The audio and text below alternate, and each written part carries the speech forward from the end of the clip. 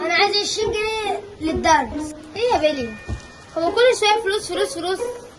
خف علينا شويه. طب اعمل ايه طيب عشان اجيب لك الاوائل، اطلع من الاوائل؟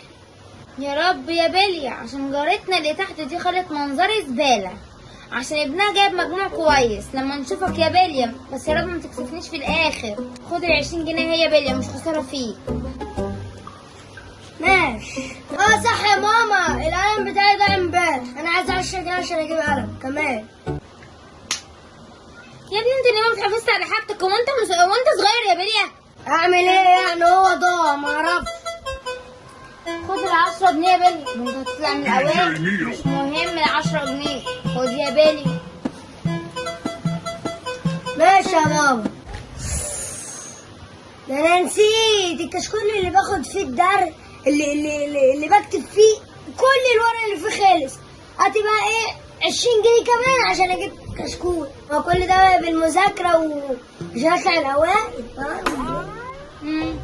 هي حاجتك دلوقتي من الاوائل لما نشوف اخرتها يا بيليا. خد ال20 جنيه يا بيليا، اتفضل.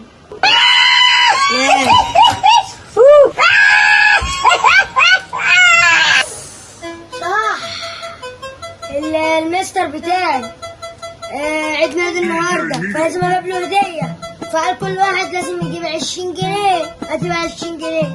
الله يعين على ابو المستر، واحنا مال ابونا احنا ونجيب له هدايات ليه؟ عليا طلاق، انا ما معايا غير 10 جنيه.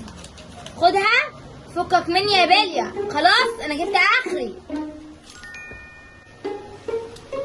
ماشي، نعدهم بقى: 20 30 40 50 60 جنيه الدرس يعني. ماشي، سلام.